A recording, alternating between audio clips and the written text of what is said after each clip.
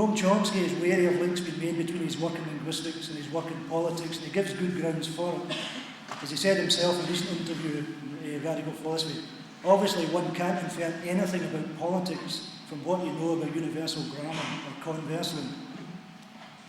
Yet there is something implicit in the very fact of our existence as human beings, and that is freedom, the right to self-determination, the right to not be tortured, and the right to not be raped, the right to not be violated, the right to not be colonised in any way whatsoever. From my own reading of Noam Chomsky's work, that's his position, and either we do battle on that basic principle of freedom or we don't. And I'd like to introduce and welcome Jan.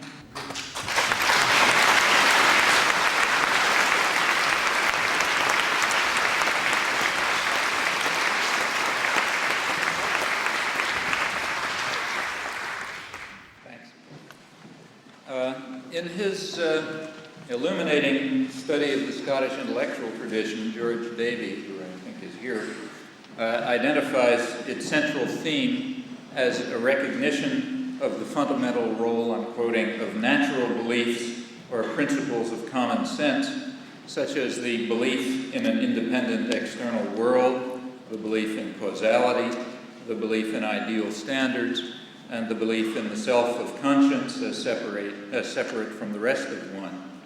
Now, these principles are sometimes held to have a regulative character, though they're never fully justified. They provide the foundations for thought and conception and action. Now, probably about 14 to 18 months ago, what I was doing was writing a review cum essay on Chomsky's work. And the deeper into it I got, the more I realised that there were parallels with something else I was reading, which was work by George Davey, a Scottish philosopher. And basically, there were lines coming together to do with common sense philosophy, which, to me, the way it operates is it provides a philosophical context, in a sense, for a political struggle, basically. I mean, it's Enlightenment politics. And there's also my own knowledge of the period, because I've written a play in the period, so I know around that time, say around 1760, 1770, 1780, not only was there the French Revolution and, say, the Haitian Revolution, but also there were great things going on in Glasgow. So it's interesting that these connections should exist between something that has this sort of common sense context, and basically the common sense context is the right to self-determination. One of the things again about this that I felt could be important about this event was the idea of different alternative, non-official, non-institutionalised organisational support groups could actually be in touch with each other or be aware that these other things exist. An obvious example out of this would, well, a couple of obvious examples. One would be making links with people from other countries, you know, different language-speaking countries, such as Russia or whatever. But the other ways, and more interesting ways in some ways, because we operate in the same language, is black people from different parts of the world who live, say, around the London area and have their own organisational structure there, their own markets. Say John LaRose's the New Beacon Press or the Radical Black and Third World Book Fair. Now, they know that the audience that they're aiming for, i.e. themselves in a sense. They know who's buying the books, themselves.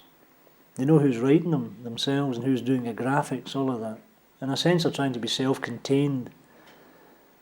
Again, that's why I think that term, idea of the colonisation is a good one, because it just gives you an idea of this, like, the black culture. You know, black in a sense as we would use it in the black economy, right? What a term, eh? But the idea that that whole economy exists on its own, you know, or tries to be as self-contained as it can, but then suddenly makes links with other organisational structures such as this, unofficial ones, and see that here are these links going on. Like Mandalanga, who's reading tonight, I think he was quite surprised with it. and found it very unexpected, and is excited by it. As other black writers I know have been excited by that possibility because they didn't think it existed. As we can't underestimate the extent of indoctrination that any imperialist force uses, whether it's internal or external. And they just assume the worst, no wonder, with their own experiences, i.e. death, which we don't have. And it is a surprise, but these are the links I thought might happen. In a way, like, this is why structures, unofficial structures, can become greater just through networking, through sharing information. Any kind of public demonstration is always opposed, no matter what the public is demonstrating about. Partly because they're usually demonstrating about the things that people in power don't like, but partly because it's a public action. And therefore it tends to increase the possibility that people get the idea that they can do something, and that's the idea you want to knock out of their head. I would just like to point out that I think this is quite an important event to Glasgow and Scottish nationalism, and when I phoned Glasgow in 1990 to find out about this event, they knew absolutely nothing about it. Why? Would you not be quite? There's much more than nationalistic points involved here. I mean, there's people at this event who've come from different parts of the world. It's not just Professor Chomsky who's here. There's people here from countries of origin would include Grenada, Haiti, not Haiti, but Trinidad, Lithuania, Estonia, Russia itself. There's people here from various parts of the world. They're not here because they're up to discuss nationalist points. They're up here to discuss things to do with the freedom and the right to self-determination, yes, and power, the power that prevents that, which is precisely what Professor Chomsky has been talking about. Well, the notion of intellectual is one that I think we ought to speak with quotes around it. I mean, that doesn't make much sense for there to be a category of people called intellectuals. I mean, there's a category of cultural commissars. There's a category. There's a category of mind workers. But in fact, I think a lot of the work that's called intellectual work, say scholarship, doesn't seem to me to involve the mind any more than fixing a car does. Fixing a car involves the mind too, a lot in fact. And a good deal of scholarship is, even highly respected scholarship, can be done by a well-trained clerk. In fact, there's a category of intellectuals who are supposed to discourse and high talk about contemporary affairs or important issues, and most of it's hogwash and ideology, a way of controlling and indoctrinating people.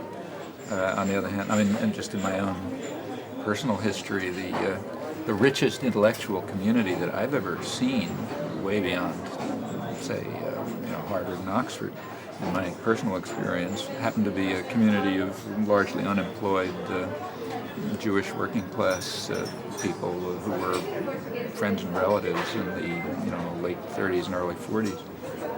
Some of them barely went to school. In fact, the one person who had an enormous influence on me in childhood, and in fact helped shape a lot of my own thinking about all sorts of things, from politics to psychology, who was in literature, is a guy who was ran a newsstand and never got past 4th grade.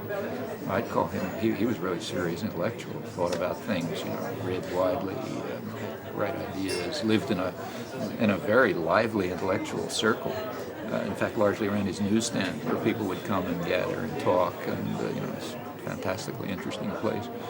And on the other hand, I've spent a lot of time in universities, and it's often, it varies, but there are places where it's just, it's like talking to people who have a craft, and they like to talk about their craft, and they're good or bad at it, and there's nothing particularly intellectual about it. So it seems to me that, to the extent to which you're an intellectual, everybody works with their mind, and some people, you should have the opportunity to do it well. That's an important part of human life, and that makes you intellectual in that part of your life.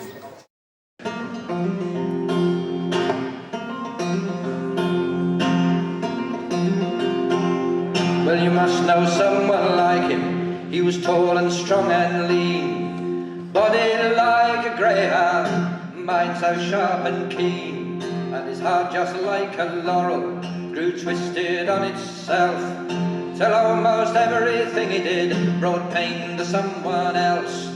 Well, it's not just what you're born with, it's what you choose to bear. It's not how large your share is, but how much you can share. It's not... Yes, I'm all for them becoming union rep. Don't let them get away with it.